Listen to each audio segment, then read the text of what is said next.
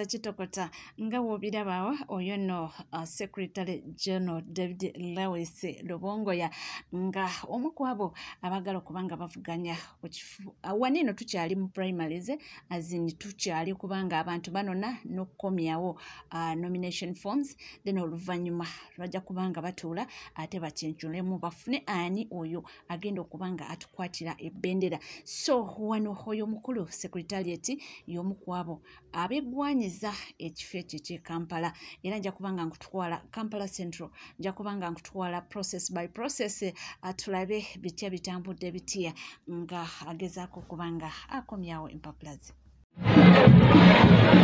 Chamba de tuchaliko kwetuli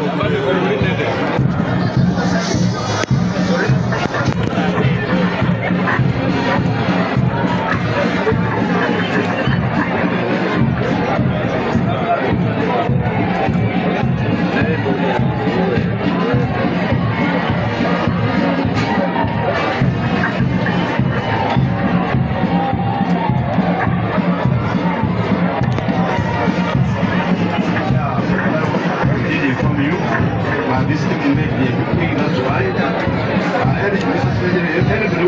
hoping we give that person when he or she comes in. So now that many books, that's why we're giving them the gift to come in. We can whatever stand up, is spin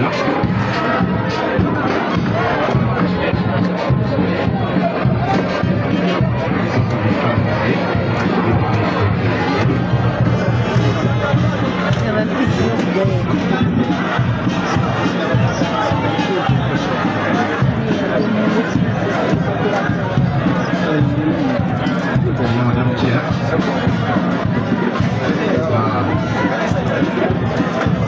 yes, this is SG. This is why you are here. There is Thank you, Madam Chair, and members.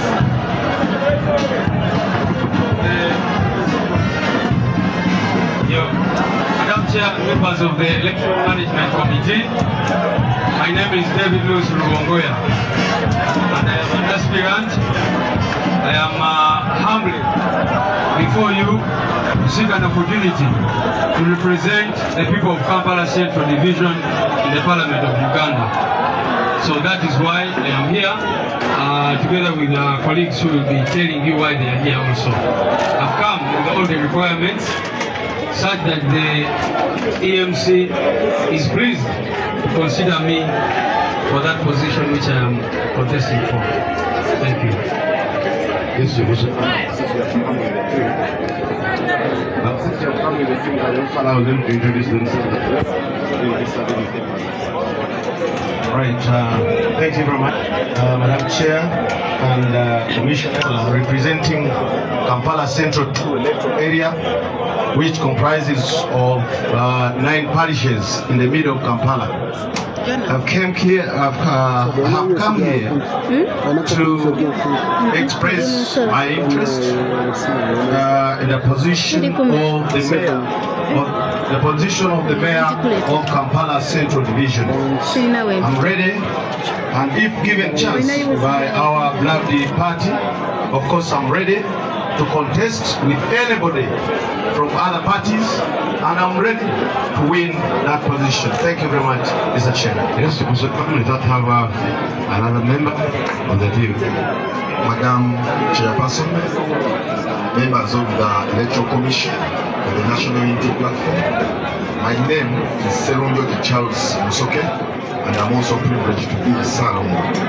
I am here to return my forms for the expression of interest and to seek my party's permission and mandate to represent the people of Kampala Central in the Supreme Council of Kampala Capital City Authority as the Lord Councillor for Kampala Central constituency. Yes, Mr. David Lewis, we hand over your papers to the chairperson of the EMC.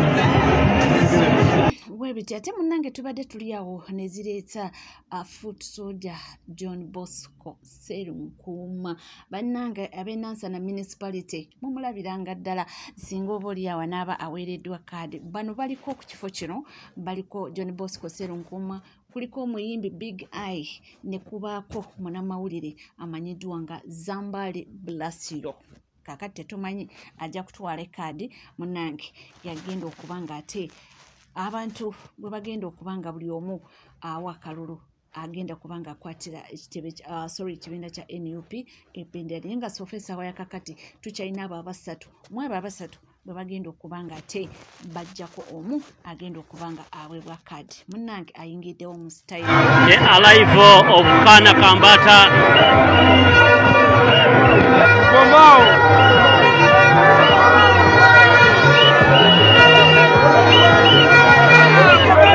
Serunkuuma Kana Kambata Nansana municipality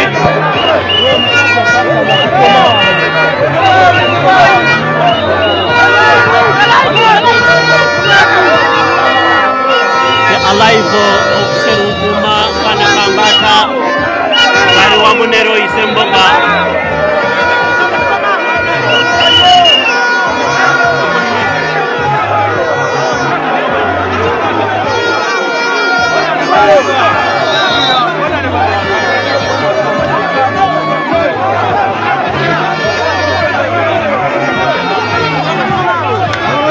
the arrival of Royce Mboga ne Serunkuuma Kana Kambata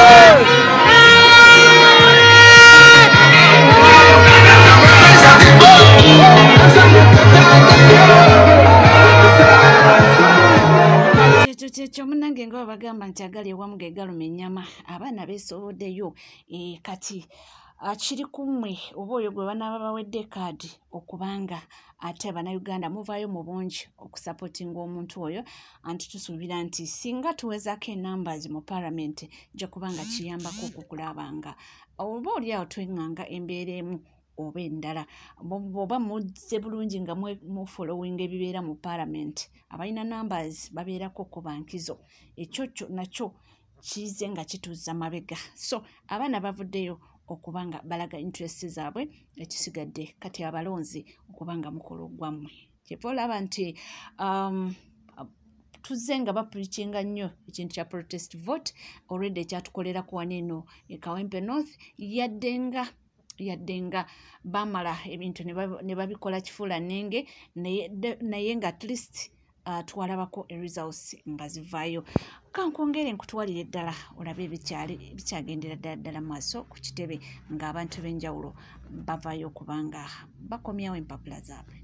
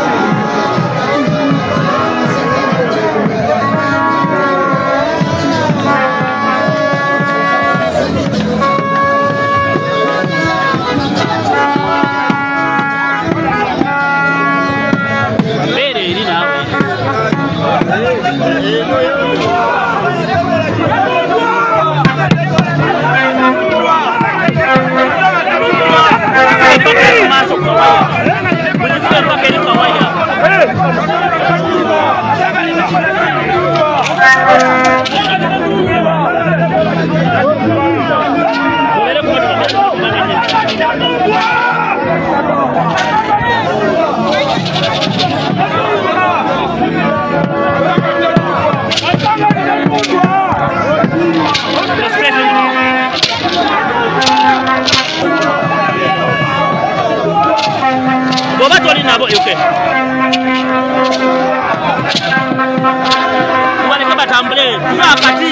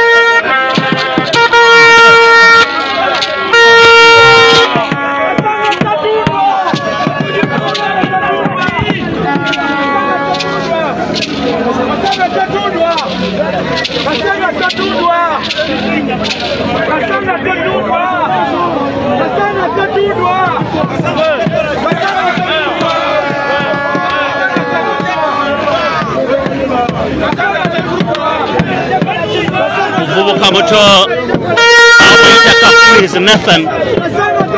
Kakumiriza Nathan ayagala bwa meya we Kasangati agamba Kasangati tetundwa kugamba bya bufuzi lwa leero. Muvubuka muto ava mu Chadondo East bamuyita Kakumiriza Nathan aina slogan Kasangati tetundwa ayagala bwa meya lunaku lwa leero kugamba lunaku olusembayo lunaku olusembayo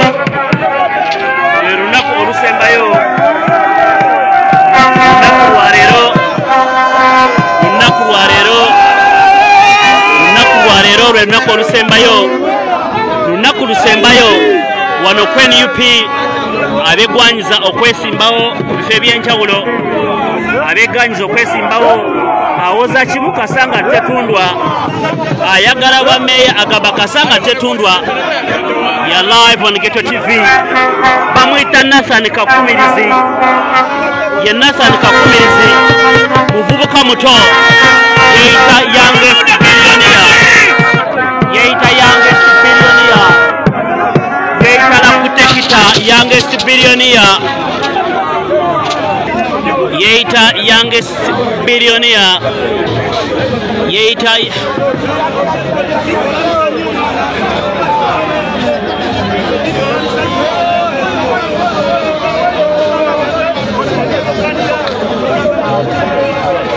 yeita youngest billionaire.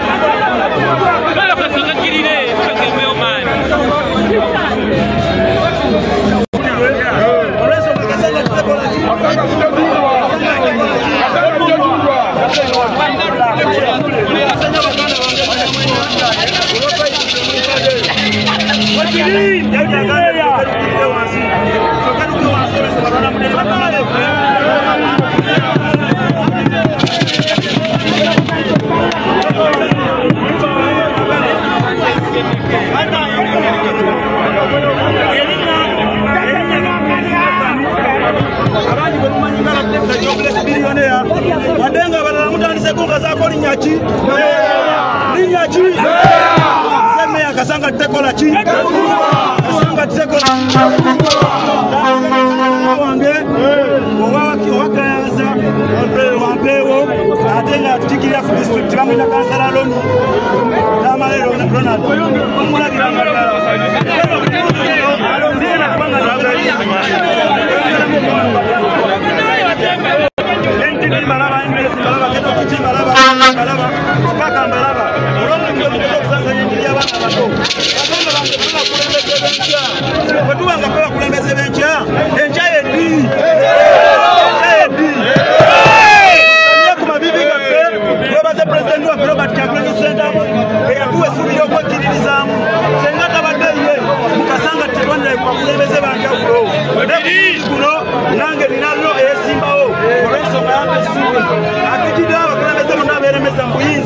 abakukale tukwata bewape tulina bammeya abadde mukulembeze emyaka 3 naye nga nabo bagamba banakyukakyuka kasanga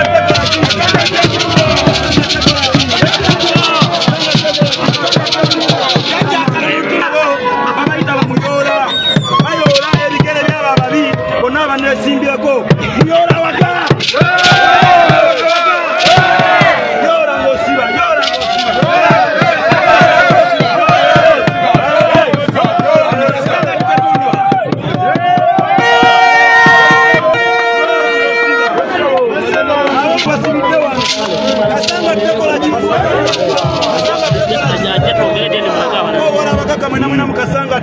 okulya jibega bazibwe okulita esembe bajimba bane mujemu mpakire mutabani wamwe sobolo kikinde kitundu kyamwe kasanga takola ki omuvuka envumulo musayi muto ayagala kya meya era bakugambye ente ngombo ye eri nti kasanga tetundwa so kiri kugwe muna Uganda aliyeyo okulaba kale mu mwana ono ekitone ekyo kyokubanga nti asobola okubanga atwala ekifo ekyo mu maaso muveeyo mu bungi singa naaba aweereddwa kaadi ate ffe tugamba nti owa kaadi oyo gwe tukola ki oyo aba aweereddwa kaadi yenna ffe gwe tuwa support so singa naaba aweereddwa kaadi gwali eyo Munnayuganda era naye mulabiranga ddala abaana bakyali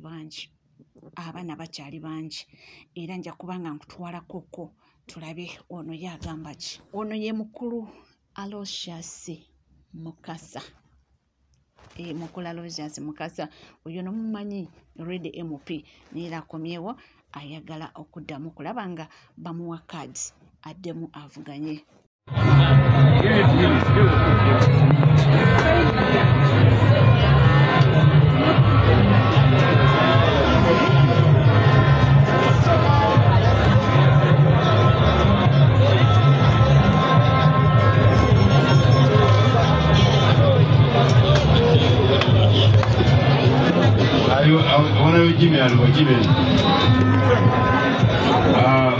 Jimmy Jimmy come here. Yeah.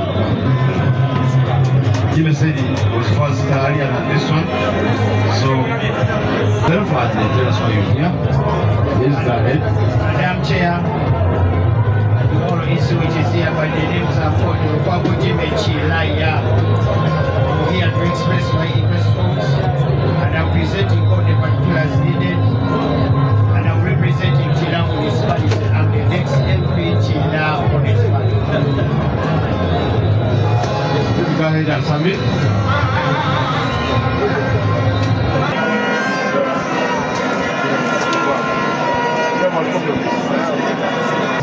Aloysius Mukasa is my name. I'm here to submit my statement or declaration of intent to contest for the position of Member of Parliament for Lubanga South. And I've come with all the prerequisites that are required by the party on the National Unity Platform ticket. Thank you very much. Please go ahead and submit.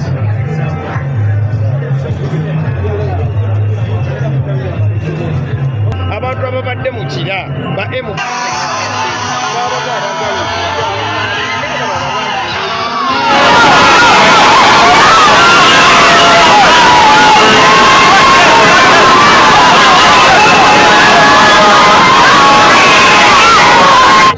kubanga yamanya ebizibu byekira tosobola kumanya bizibu byakira nga toli mu nju nga tokuliddeewo singa NUP tekuwa tiketi oba kaadi onakiriza simba mugongo gwoyo anabagikwasiddwa ekibuuzo ekyo mukibuuza bubi abakulembeze NUP si yepa kaadi era si yegaba kaadi bannakira kukokubawa yegaba kaadi amanyiza abagali muki mu bantu mbuuza nti singa bannakira tebampa kaadi ngenda kudda mabega w'omuntu omulala yes bannakira batampa kaadi ngenda kudda mabega w'omulala naye bannakira baesobaate kaadi nga bantu ebiro babakulekinyika ngenda kuwamira obwemukugezi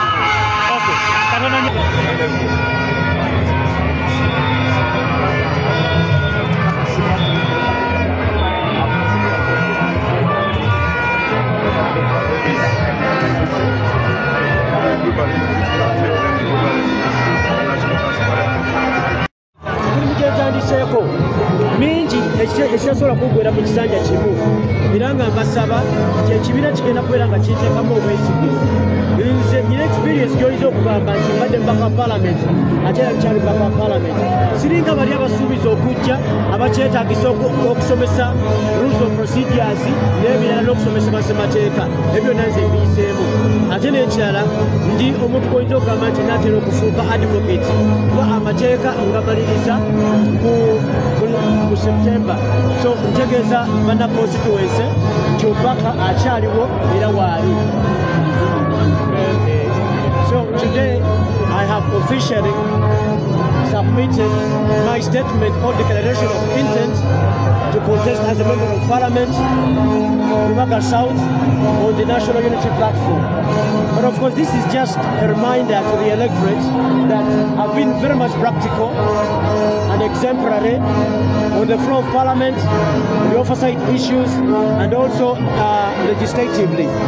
And of course, for these last 4 years, I've added on academically, and I'm soon going to graduate in the fields of law, and I'll be an advocate for the next 1 year after attending LDC.